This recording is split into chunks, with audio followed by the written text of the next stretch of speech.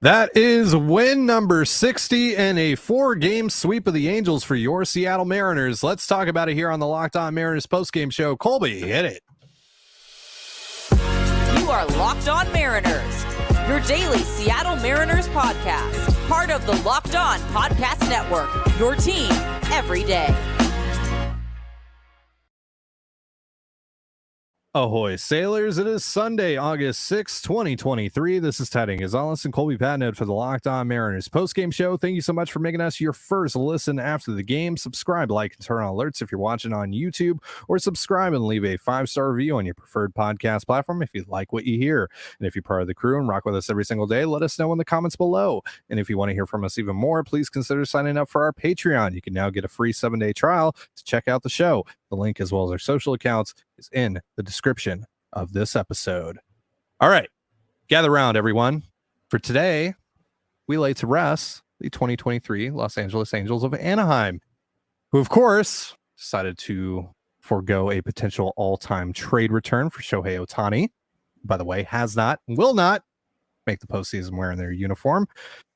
And also, they further gutted an already mediocre farm system just to fall under 500 once again, not even a week after the trade deadline, thanks to your Seattle Mariners. That's right, 3-2, the final score from Angel Stadium this afternoon. Mariners mop up the Angels in extra innings. Colby, care to share your thoughts on the win today and the sweep? Sure. 20 grade cold open. It's the Phil Nevin of cold opens, so congrats on that. I stated facts. 60 wins without any zest. 4-game sweep. What else do you want?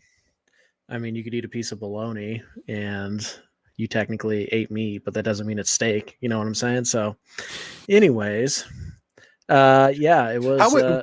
Quickly, how would you do the cold open, Colby? Let's put the ball in your court here. I would do it well. Anyways, so yeah, the Mariners get the big 4-game sweep, otherwise known as the mop, of course, over the division rivals and effectively bury them. Now, crazy things can happen, but they're 7 games out of a playoff spot right now. If the Blue Jays go 500, then I believe that the Angels would need to win like 33 of their last 49 to tie them. So, yeah, it's not looking great for the Angels, and that's why we talked about at the beginning of the series, you have to at least split. You cannot get swept, and even losing this series would be pretty detrimental. But the Mariners came into the series with a half-game lead over the Angels. They're leaving the series with a 4.5-game lead over them, and they did it in a variety of different ways. We saw some good offense. We saw some really good starting pitching. We saw some really bad starting pitching. We saw some really good defense. We saw some questionable defense, and at the end of the day, the one thing that we did see consistently throughout this entire series is the Mariners bullpen step up without, their leader, Paul Sewald. And honestly, with a couple guys running on absolute fumes as they try to, drag themselves to the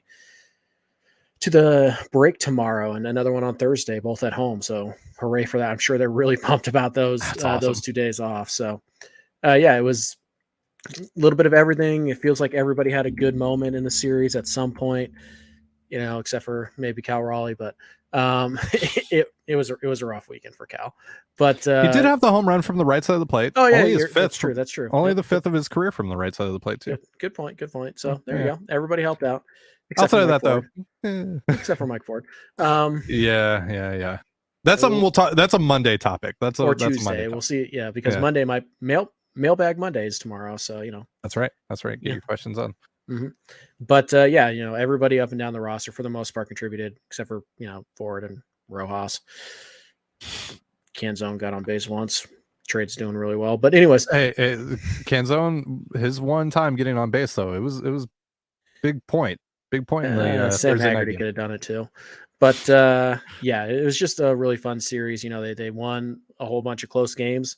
And we talk about how when things are going really well, it feels like, all the little breaks go your way.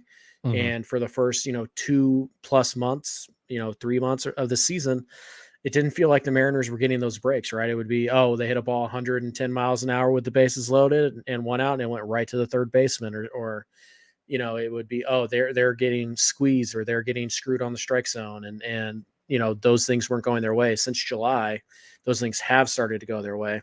And it's kicked up quite a bit since the deadline as well. So, certainly every team has to get a little bit lucky. I saw a lot of people, the ground rule double, right? Like, oh, how lucky can you be? And it's like, yeah, Julio missed a 3-run homer by like an inch and a half earlier in that game. So don't tell me about BABIP luck and all that stuff. So Sure. Yeah, just one of those things, teams are going to catch breaks in a series. Both teams are going to catch breaks in a series, and then you have to take advantage of them. The Mariners did. The Angels didn't. The Angels were in great position to win all 4 of these games. Mm-hmm. The Mariners were in great position to win maybe 2 of them. And yet the Mariners are the ones who walk away with 4 wins, and the Angels are the ones who walk away with their season basically over. Why? Oh, because Phil Nevin's an idiot, for one, but, partly because Scott Service is just better than Phil Nevin, because the Mariners bullpen, which they subtracted from, is still significantly better than what the Angels are putting out there. The Mariners starting pitching, which they didn't add to and the Angels did, still significantly better than what the Angels are putting out there. And aside from Ohtani, the lineup is significantly better than what the Angels are putting out there, despite what the Angels went out and did at the deadline. Mm-hmm. So, yeah, why did the Mariners win 4 games when, the Angels were in really good shape to win all 4? Because the Angels are not a good baseball team and the Seattle Mariners are. It's really that simple at the end of the day. Sometimes it takes a while, and this time it took 112 games, I think is where we're at in the season, but eventually talent rises to the top. And if you didn't bury yourself at the beginning of the year, which the Mariners didn't, it felt like they did at times, but every time they'd start to bury themselves, they'd kind of climb up and then they'd fall back down. They climb back up. They kept themselves here. And now the talent has risen to the top. Now guys are playing well together for long enough stretches of time that they're rattling off these long, periods of success. And it's not a long win streak. Today was their 5th win in a row. That is the longest win streak of the year.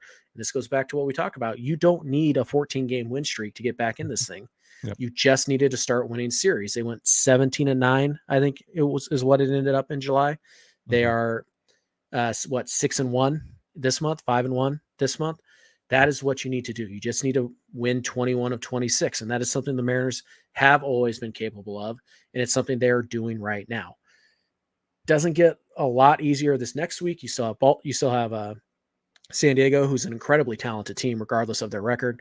And then you have a tough 3-game set against the best team in baseball, record-wise, in Baltimore. But if you just go 2-3, 3-2, I mean, go 4-1 or 5-0, fine. But just don't give back all this ground that you gained this weekend, and the schedule opens up and you can make a legitimate run at this thing.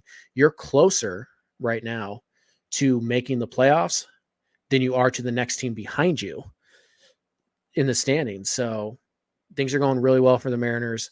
You didn't really gain a lot of ground this weekend on Toronto. Yeah. Unfortunately, they swept too, but you did push the Angels down. You did push the Red Sox down. You did push the Yankees down, and those are important. And you did pick up a couple games on Houston. So, it was a really good weekend. Obviously, lots of guys stepped up. There's reason for celebration. And, thankfully they get the off day. Munoz and Brash really need it. Chino really needs it. Like, there are a lot of guys who are carrying the load right now, and they deserve that day off, and they're going to get 2 of them. And I think those are going to be absolutely huge going forward. But yeah, just spectacular win for the Mariners, spectacular series. And it couldn't have come against just a better fan base. The most hateable team in baseball just got their doors blown off by the Seattle Mariners, which I know stings them because they like to believe that they're more relevant than the Mariners, but you're not. You're pathetic losers, just like your manager, just like your ball club, just like your owner. You're a poverty franchise now. It's only going to get worse when you lose Ohtani. Enjoy irrelevance, because that's what you always have been. That's what you're going to continue to be. You're pathetic. Your baseball team is pathetic. Your stadium is pathetic. And this idea that we're just like Los Angeles Dodgers, we're right there with them. No, you're not. No, you're not. You're not. You're a suburb of Los Angeles. Stop trying to co-opt their identity. You're losers. You're pathetic. You're a wannabe like contender, and every year, despite having the two best players on the planet, you fail. And there you go, still talking smack to Julio Rodriguez. Julio's better at baseball than you are at anything in your life. Fact. Bona fide fact. You're talking smack to JP Crawford. Same thing, bro. You have Luis Rengifo as your starting shortstop right now. You have the MVP, and you're going to be battling to finish F500. Enjoy irrelevance. Enjoy it. Have fun. You're UTEP in college football. You don't mean anything to anybody. You occasionally give us a fun player, but other than that, nobody cares about your existence. You're irrelevant. So enjoy your relevance. I'm going to love watching you guys crumble, especially when Ohtani goes across the way to go play for the Dodgers and just steals the soul right from under you. I'm going to devour it like a Dementor because your fan base is pathetic. Your team is pathetic. Your owner is pathetic. Your spring training park is pathetic. Your home ballpark is pathetic. Everything about you is pathetic. And I just love watching the Angels suffer. Oh, it's the best thing ever. Enjoy irrelevancy. You've earned it. Back to you, Ty. Oh, is it my turn to talk now? 9 minutes. I think the people want to hear from me. Let's be honest. 9 minutes. Let's be honest, Ty. 9 minutes. Oh, Oh, you would can you have look the at next that? segment. Would you look at that? It's time for an ad break. Let's talk about Next segment's yours. Dave. Let's talk about Dave. No, not Sims or Niehaus. Dave is the banking app that's leaving the financial field. At one time or another, we've all needed a little financial help. That's why Dave is great. Dave can get you cash between paychecks and can help you build credit by settling extra cash advances on time. When you download Dave, you can get up to $500 in 5 minutes or less. No credit check, no late fees. It's part of Dave's extra cash account. Advance the money you need with no interest and then settle up later. So if you're in a pinch, get the help you need by downloading Dave. Download Dave today at dave.com/MLB. For terms and conditions, go to dave.com/legal. Eligibility criteria and instant transfer fees apply. Banking services provided by Evolve. Member FDIC. That's dave.com/MLB. You can get up to $500 in 5 minutes or less. No credit check, no late fees. Download the Dave app now or go to dave.com/MLB. And you're listening to the Locked On Mariners postgame show. Thank you again for making us your first listen after the Mariners 3-2 victory over the Los Angeles Angels of Anaheim to sweep them in 4 games. Like Colby mentioned earlier, they get a much needed off day tomorrow. They also get an off day on Thursday. Sandwiched in between those 2 off days is a 2-game series with the San Diego Padres. You can catch all the action on the Mariners' hometown broadcast with SiriusXM via the SXM app. So like you mentioned, the Mariners at least put some distance in between them and the other teams that are out of the wild card picture. They now have a 2-game lead on the second team out. That's the New York Yankees. Didn't get a lot of help in front of them, but at the very least they were able to keep pace. Unfortunately, this 4-game sweep coincided with a pretty good weekend for the Rangers, for the Blue Jays, etc. So a big reason the Mariners were able to sweep this series was how they handled Shohei Ohtani. Obviously, he had the big night in the first game on Thursday, but after that went 2 for 12 with a double, 7 strikeouts, and 1 walk. And it was a little bit of everyone for the Mariners in terms of how they attacked Ohtani, in terms of who got the strikeouts against Ohtani. It was Bryce Miller today. It was also, Matt Brash, Andres Munoz.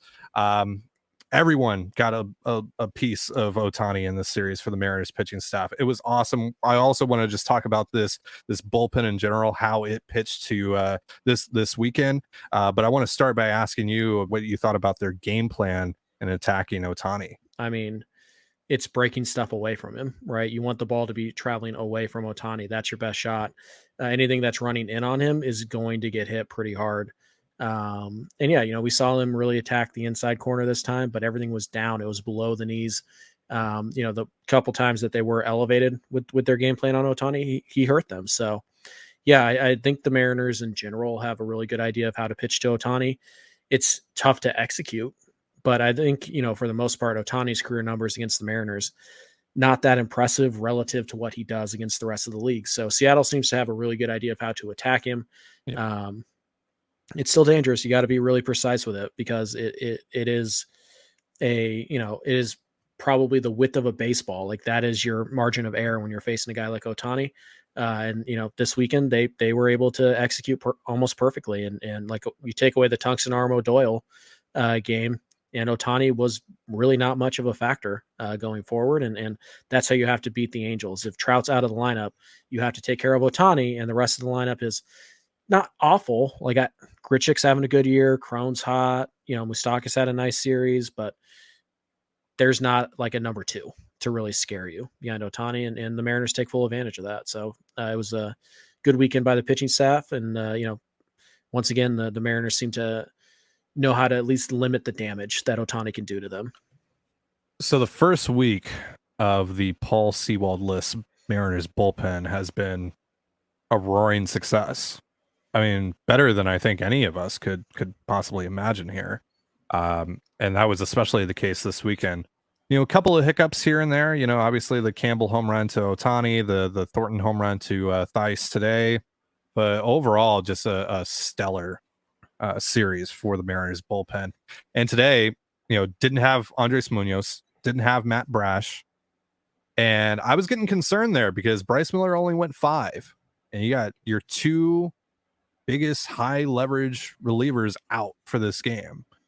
So that means a lot of innings got to be covered by Isaiah Campbell and Trent Thornton, and the hero today, Tayler Saucedo, who went 2 innings, including that bottom of the 10th with a couple of strikeouts to end this game.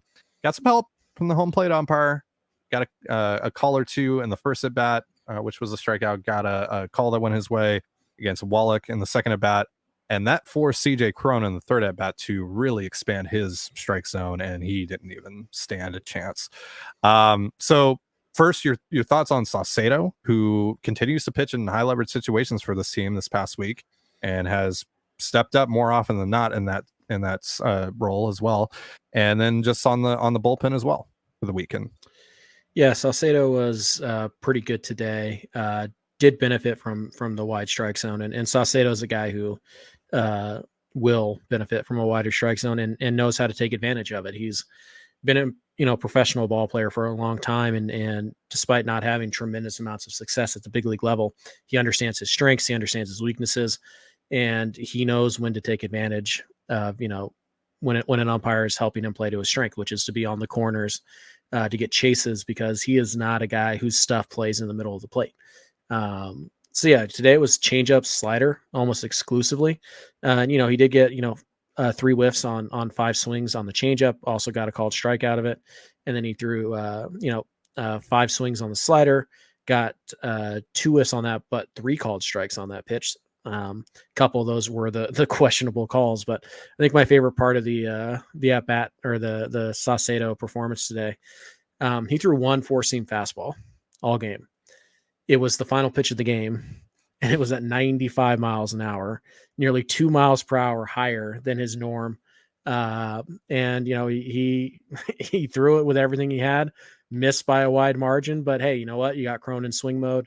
He's got to protect against a wide strike zone, and went right after him, wasn't afraid, and honestly didn't even throw him his best pitch. It just kind of surprised him and blew it right by him, and it was awesome to see the reaction. So Saucedo, very, very good today. And he's the guy they're clearly going to want to trust more in those high leverage spots, and they're going to need him to, because you did trade Paul Sewald, because it doesn't look like you're trusting Prelander Baroa right now, and you're kind of running a full man short in your bullpen, because they will not use Devin Sweet unless they absolutely have to. Mm-hmm. You're going to need somebody to step up, in addition to obviously Brash and Munoz being better than they have been, and they've been really good lately. So yeah, it's a good weekend for the bullpen, no doubt. A lot of guys stepped up, but there are going to be some spots where they are going to have to step up, where guys that we don't want to have high leverage situations, mm-hmm. You're not going to have a choice, because unfortunately that's the direction that the front office went last week, and guys have to step up and they have to get it done. And for at least 4 games here this weekend, they did. And that's the reason why you walked away with a 4-game sweep. Yeah. Biggest moment of the season there for Saucedo, and he stepped up and then some. Just huge stuff. So We'll see how things go here as we enter the second week of the Seawaldless era for the Mariners bullpen, but so far, so good. It's been great to watch all these guys pick up the slack here in a big way, and it's been a little bit of everyone. Like I said, that is chipping in right now. It's not just one particular guy, and so that's huge. So we'll see if maybe Perlander Baroa eventually becomes a factor, but right now the Mariners have at least 7 guys that are doing pretty well right now, save for Devin Sweet, who again they are pretty much trying to avoid at all costs to use, except for when they absolutely have to. And if they ended up going to an 11th inning, we probably would have seen Devin Sweet, but yeah, glad we didn't. Nothing against Devin Sweet, but Devin glad we Sweet didn't. against Ohtani, baby. No. Oh yeah, what was that? It would have been, yeah. Yeah. Yeah. Hey, change-ups though. Change-ups. They do move away. That's kind of Ohtani's kryptonite, so maybe. That's right. All right, so I want to talk about Bryce Miller's day. Pretty good day. Just pitch count ran really high on him, so we're going to go over that in just a moment. But first, a reminder, this episode of the Locked On Mariners postgame show is brought to you by BetterHelp. Getting to know yourself can be a lifelong process, especially because we're always growing and changing. Therapy is all about deepening your self-awareness and understanding, because sometimes we don't know what we want or why we react the way we do until we talk through things. BetterHelp connects you with a licensed therapist who can take you on that journey of self-discovery from wherever you are. Therapy can be helpful for learning positive coping skills and how to set boundaries. It can empower you to be the best version of yourself. So if you're thinking of starting therapy, give BetterHelp a try. It's entirely online, designed to be convenient, flexible, and suited to your schedule. Just fill out a brief questionnaire to get matched with a licensed therapist. And if you don't feel that your match is suitable for you, you can switch therapists at any time for no additional charge. Let therapy be your map with BetterHelp. Visit BetterHelp.com/LockedOnMLB today to get 10% off your first month. That's BetterHelp, HELP.com/LockedOnMLB. And you're listening to the Locked On Mariners postgame show. Thank you again for making us your first listen after the Mariners 3-2 win over the Los Angeles Angels of Anaheim this afternoon at Angels Stadium. Again, the Mariners are off tomorrow, but on Tuesday they'll begin a 2-game series with the San Diego Padres at T-Mobile Park and catch all the action on the Mariners hometown broadcast with SiriusXM via the SXM app. And once again, Mailbag Monday is tomorrow on the show here. So we're going to be putting out a tweet that you guys can send questions to little after this show drops. So be on the lookout for that, and maybe we'll answer your question on tomorrow's show. But for now, let's talk about Bryce Miller, Colby. He started this game, and after giving up, 6 earned runs in each of his last 2 starts, a lot better results today. 10 strikeouts, just 1 earned run coming in the first inning, but after that, mostly dominated, at least in terms of the strikeout numbers. For a while there, every ball that was put in play against him went for a hit. When was the first time he actually generated an out that wasn't a strikeout? Was it the 4th inning? Grichuk in the 3rd.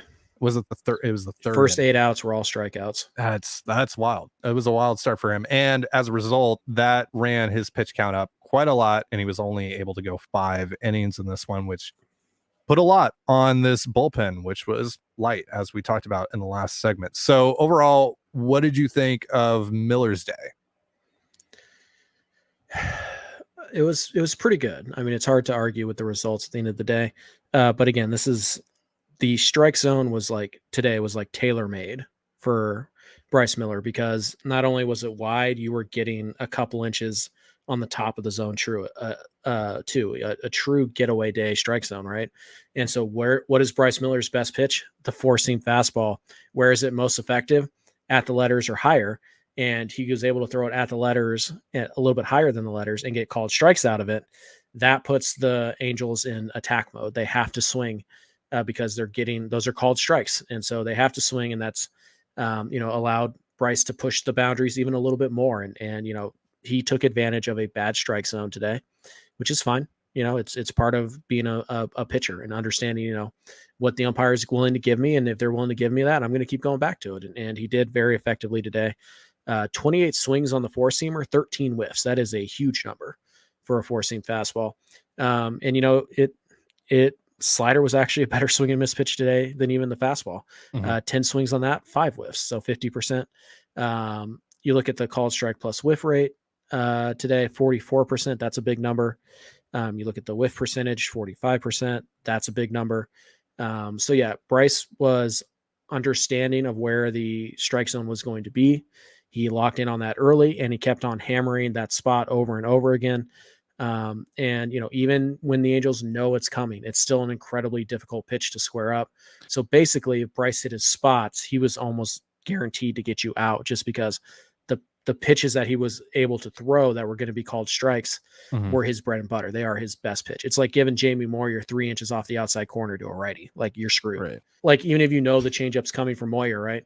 If you get that much extra off the outside corner, you have to swing at it, and you're not going to hit it hard. You're not going to time it up very well. And so Miller does that, but he does that today with a 97, 98 mile an hour fastball. And kind of the bit of good news here, the velocity more or less maintained from pitch 1 to pitch 85. And that's been a pretty big concern from Miller the last couple times out. So maybe the finger's feeling better. It's really since the blister, we've noticed that this velocity drop. So maybe he's pushed through that now, or I guess we'll see in his next start. Yeah. His ability to take advantage of the expanded strike zone today came up huge in the first inning, and props to him for not letting that whole thing unravel, because that could have been the game right there. Second and third, just 1 out, and he was able to pepper that outside part of the zone and was able to get some key whiffs. I think it was Moniak was one of the strikeouts. That was the strikeout to end the inning. Grichuk and Moniak. Yeah. And yeah, the Moniak at bat especially was the one where he was taking full advantage of that expanded strike zone. Yeah. And then he was able to go up top on the third strike on the fastball to get him to chase after that. Yeah, after the third, he started to get a few more. He had a really quick fourth and a pretty quick fifth. Started to get more ground outs and fly outs and stuff like that. I thought it was interesting that Scott decided not to put him back out there, because you would think in a day where your bullpen is that thin, and what Scott has done lately, right? And the fact that you've already won the series, like the series is in your back pocket. You're not necessarily trying to lose the game or anything, but you're probably more willing to take risk like that when you've already got the series in hand. So, but what's interesting is I heard on the postgame show, no, that was the plan. They wanted 5 innings from Bryce Miller, and you gave him the 5. And even though he still had a little bit of gas left over, they were going to take him out. So kind of interesting. That's maybe a load management thing. Maybe that's just, protecting the blister and all that stuff. We'll see. The nice thing is that because of the days off, Bryce Miller, his next start won't be for another week. So he's going to get a little bit of time. Woo's going to get an extra day on his next 2 starts. He'll get an extra day. So that is incredibly helpful, because these 2 guys have struggled a little bit as of late. They were really good in this series, which was great to see. But those are 2 guys that you're going to need down the stretch in some capacity or another. You can't really have both of them struggling when you're trying to make a playoff push. And Miller and Woo, at least in this series, were both really good. And now they get the benefit of the extra day's rest a couple times through the rotation. And hopefully that can get them to, late August or September before they have to pull the trigger on, Woo to the bullpen. And maybe it's Hancock coming up. Maybe it's Malone or whatever. Yeah. So great day for the Mariners pitching staff, including Bryce Miller, including Tayler Saucedo. Awesome stuff.